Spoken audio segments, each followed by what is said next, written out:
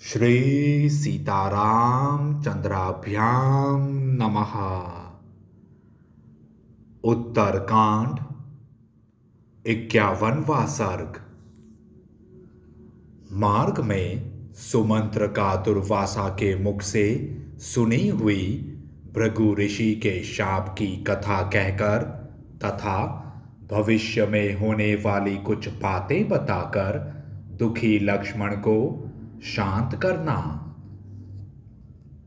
तब महात्मा लक्ष्मण की प्रेरणा से सुमंत्र जी दुर्वासा जी की कही हुई बात उन्हें सुनाने लगे। लक्ष्मण, पहले की बात है, अत्रि के पुत्र महामुनि दुर्वासा वशिष्ठ जी के पवित्र आश्रम पर रहकर वर्षा के 4 महीने बिता रहे थे। एक दिन आपके महातेजस्वी और महान यशस्वी पिता उस आश्रम पर अपने पुरोहित महात्मा वशिष्ठ जी का दर्शन करने के लिए स्वयं ही गए। वहां उन्होंने वशिष्ठ जी के वाम भाग में बैठे हुए एक महामुनि को देखा, जो अपने तेज से मानो सूर्य के समान दैदीप्यमान हो रहे थे। तब राजा ने उन दोनों तापस शिरोमणि महर्षियों का विनयपूर्वक अभिवादन किया।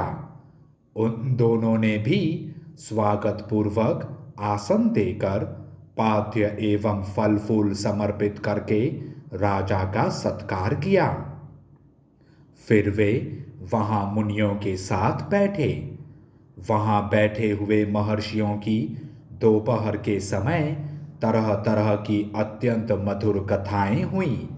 तदंतर किसी कथा के प्रसंग में महाराज ने हाथ जोड़कर अत्रि के तपोधन पुत्र महात्मा दुर्वासा जी से विनय पूर्वक पूछा, भगवन, मेरा वंश कितने समय तक चलेगा? मेरे राम की कितनी आयु होगी तथा अन्य सब पुत्रों की भी आयु कितनी होगी? श्री राम के जो पुत्र होंगे उनकी आयु कितनी होगी? भगवन, आप इच्छानुसार मेरे वंश की स्थिति बताइए। राजा दशरथ का यह वचन सुनकर महातेजस्वी दुर्वासा मुनि कहने लगे, राजन सुनिए, प्राचीन काल की बात है। एक बार देवासुर संग्राम में देवताओं से पीड़ित हुए दैत्यों ने महर्षि भृगु की पत्नी की शरण ली।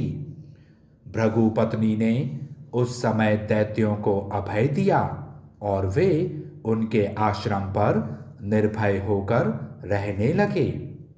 भृगु पत्नी ने दैत्यों को आश्रम दिया है, आश्रय दिया है, यह देखकर कुपित हुए देवेश्वर भगवान विष्णु ने तीखी धार वाले चक्र से उनका सिर काट लिया।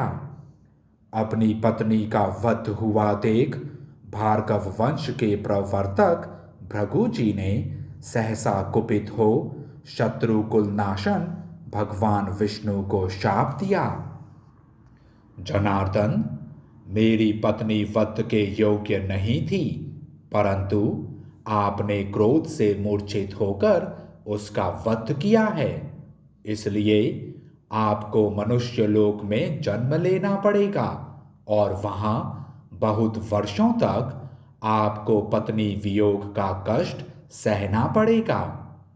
परंतु इस प्रकार शाप देकर उनके चित्त में बड़ा पश्चाताप हुआ। उनकी अंतरात्मा ने भगवान से उस शाप को स्वीकार करने के लिए उन्हीं की आराधना करने को प्रेरित किया। इस तरह शाप की विफलता के भय से पीड़ित हुए भृगु ने तपस्या द्वारा भगवान विष्णु की आराधना की।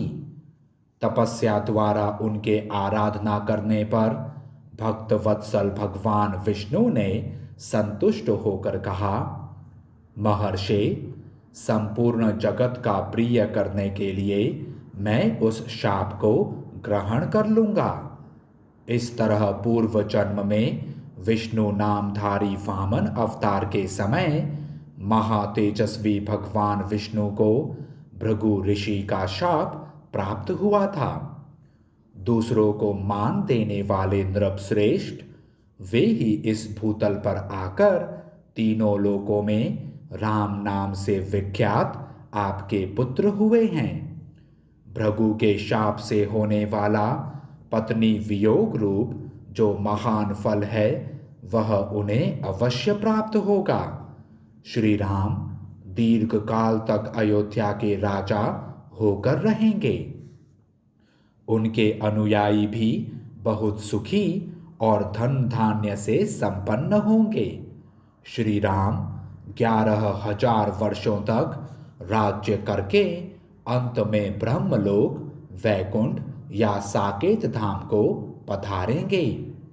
परम दुर्जय वीर श्री राम समृद्धिशाली अश्वमेध यज्ञों का बारंबार अनुष्ठान करके बहुत से राजवंशों की स्थापना करेंगे। श्री रघुनाथ जी को सीता के गर्भ से 2 पुत्र प्राप्त होंगे। ये सब बातें कहकर उन महातेजस्वी महामुनि ने राजवंश के विषय में भूत और भविष्य की सारी बातें बताईं।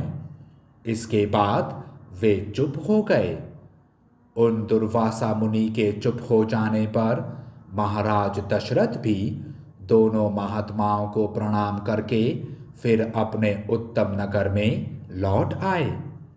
इस प्रकार पूर्व काल से दुर्वासा मुनि की कही हुई ये सब बातें मैंने वहां सुनी और अपने हृदय में धारण कर ली। उन्हें किसी पर प्रकट नहीं किया। वे बातें असत्य नहीं होंगी।